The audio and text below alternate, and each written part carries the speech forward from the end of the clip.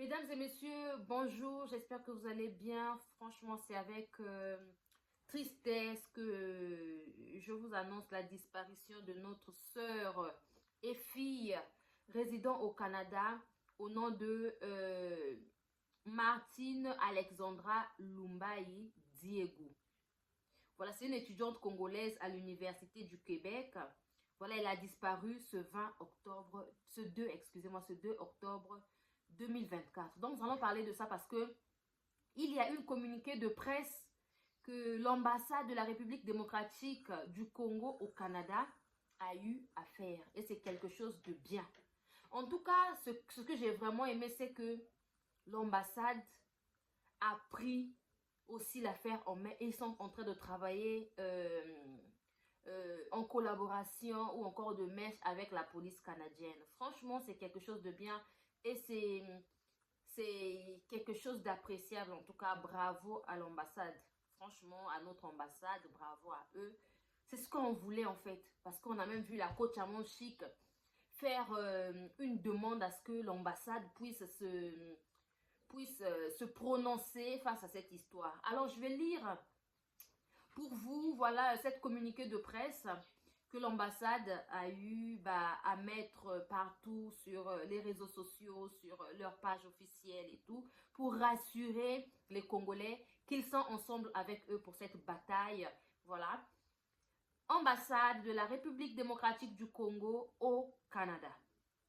Communiqué de presse.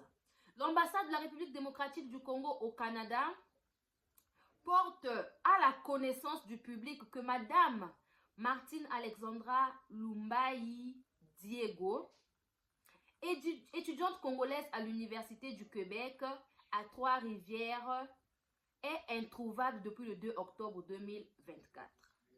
Selon les informations en la possession de l'ambassade, la concernée a été vue pour la dernière fois sur l'île Quinquet à Trois-Rivières le 2 octobre à 15h40. Tenant compte des circonstances floues qui entourent cette situation, l'ambassade a été prise à tâche avec les instances compétentes canadiennes qui effectuent des recherches irrelatives et une enquête de la police a été diligentée quant à ce. Voilà. Tout en exprimant, excusez-moi, sa compassion à la famille biologique de la concernée et à toute la communauté congolaise du Canada, l'ambassade se met en contribution pour suivre cette situation en temps réel et reviendra pour faire part des résultats des résultats des dites enquêtes. Voilà. Fait à Ottawa le 7 octobre 2024, l'ambassade. Vous savez, la famille, c'est quelque chose de bien de voir que l'ambassade du Congo au Canada a pris aussi en charge cette histoire. C'est ce qu'on voulait, c'est ce qu'on a toujours demandé.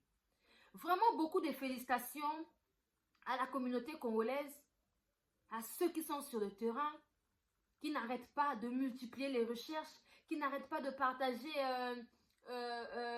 les flyers de son visage, tout ça là, de sa photo, et c'est un peu d'en parler. Radio-Canada parle de ça, c'est passé aussi à la télévision. Les Ivoiriens, ils ont pris le relais. Donc l'Afrique en entier, ils ont pris... l'Afrique en entière, ils ont pris le relais de parler de cette histoire. Franchement, c'est quelque chose de bien. J'ai même vu les Camerounais rentrer dans ça. Les Algériennes, je les ai vus monter sur des lives, tout ça là. C'est vraiment bien. Continuons dans cette démarche où nous allons sensibiliser. Il faut que les gens puissent savoir qu'il y a une Africaine, il y a quelqu'un qui a disparu en fait. Il y a une petite fille qui a disparu au Québec, au Canada. Alors, je vais attirer l'attention de toutes nos mamans de notre communauté. Franchement, Totika Buzoba. Franchement, nos mamans congolaises là.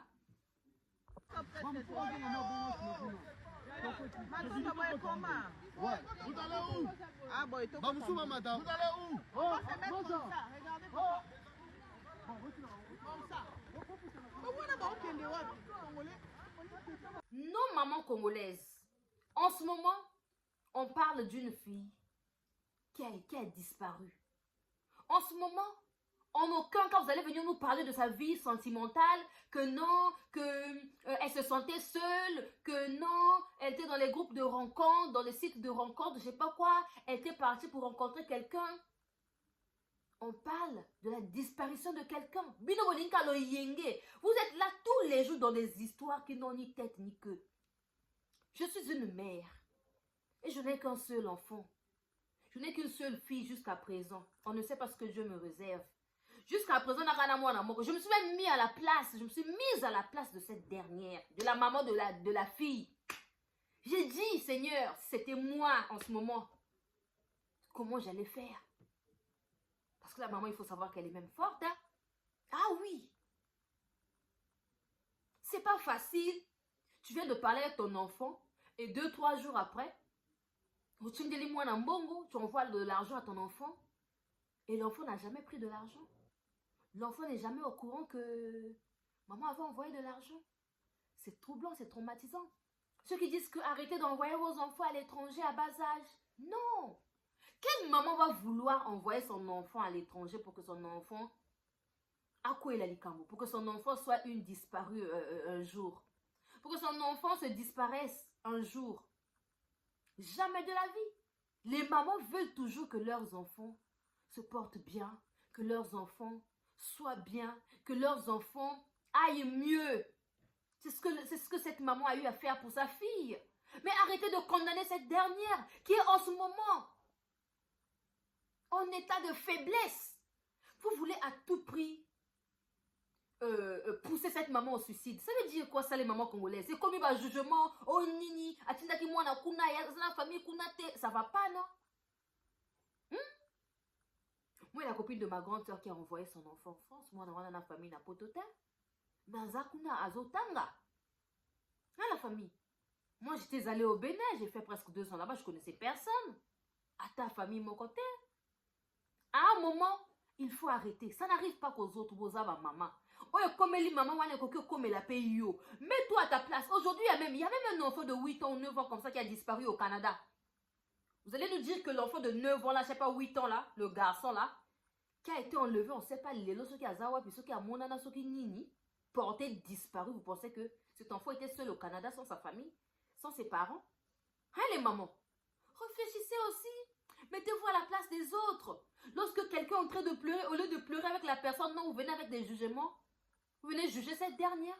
Bah, jugement à vous obézanga mutuna makolo. Oye ko baksabi et l'autre côté, c'est quoi ce genre de comportement? Hein, nos mamans congolaises. Vous voulez toujours critiquer, critiquer. Même si il y a une histoire où il n'y a même pas à venir critiquer. Regardez même l'attitude de la coach à Gaëlle, la coach à mon chic. Elle était déçue, choquée. Elle est attristée. Elle s'est mise dans la peau de cette maman-là. Qui a entendu, c'est de loin qu'elle a appris que son enfant a disparu. Ça fait mal. Ma maman n'a biso. Donc, au lieu de juger, multiplions des prières. J'ai pas dormi, la famille. Nala libiente. Nala libiente, na surtout qui boit 3 heures, un téléphone dans ma toyi, sur les Aya Robert de la Côte d'Ivoire, bah, ça, la émission, les Tchesco, le Sultan, donc, les influenceurs congolais de la Côte d'Ivoire. Ils ont pris l'affaire carrément dans ma boko na bango. C'est ça que l'on veut. Parlons de cette histoire H24 tous les jours. Tous les jours, on doit parler de ça. Et ceux qui disent que non, que les Canadiens, voilà, la police canadienne, ils ont arrêté de faire les démarches, je sais pas quoi, les recherches. Oui, ils ont arrêté de faire les recherches parce que des fois, ils ont des pistes. Il faut souvent suivre les enquêtes impossibles. Parce que parfois, ils ont eu des pistes fiables. Et ils ont vu que faire les enquêtes sur place, ça ne va plus aboutir. C'est mieux qu'ils arrêtent les enquêtes. Il y a les recherches en fait. Mais l'enquête continue. Les enquêtes continuent. Ils sont en train de continuer leurs enquêtes. Et je suis sûre Avant la fin de cette semaine, on aura, Inch'Allah, on aura l'information fiable. Parce que Dieu, c'est un Dieu qui ne laisse jamais ses enfants. C'est un Dieu des justes. En voyant cette fille-là, tu vois les mamans venir la critiquer. Elle avait deux boucles d'oreilles. Regardez comment elle s'habillait. Ça va pas, non? Il y a quel rapport entre l'habillement de l'enfant et la disparition de l'enfant? Vous ne savez pas que lorsque quelqu'un disparaît, il se peut que parfois elle coupe, il se peut que parfois on l'a ligoté, on ne sait où. Il se peut qu'elle est en train de subir les choses qu'elle n'allait pas subir dans sa vie. Mettez-vous à la place de cette fille. Mettez-vous à la place de sa maman, de sa famille biologique. Au lieu de venir critiquer cette dernière. La famille. Alors ce que je vais demander, je demande à toute la communauté africaine de se lever et de dire justice. Justice pour Alexandra. Oui. Justice, la famille. Mettons-nous dans les prières. Mettons-nous dans les prières. Hier, je n'ai même pas pu faire l'émission. De toute façon, j'étais choquée. De toute façon, j'avais envie de pleurer. De toute façon, mon cœur s'est déchiré. De toute façon, je ne me suis plus sentie à l'aise parce que je suis une maman. C'est pas facile. Moi, les histoires qui touchent les enfants, oh que non, on avait violé un enfant, que non, je suis traumatisée dans ma Cambouana. Parce que j'ai un enfant et c'est une fille. Donc, tout ce qui tient, ma Cambouyaba, Namiki et tout ça là, je suis très allergique. Nakoka Angote. Je n'arrive pas à supporter. Donc, la famille, c'était la vôtre, Gaëla Patona. Si vous venez d'arriver, n'hésitez surtout pas de vous abonner sur notre chaîne. Je vous aime beaucoup. On se dit à la prochaine. Dès qu'on aura les informations, nous allons vous les ramener sur notre chaîne, bien évidemment. On se dit à la prochaine. Courage à la famille de notre fille et petite sœur disparue. Courage à sa maman, je sais que c'est pas facile. On se dit à la prochaine, la famille.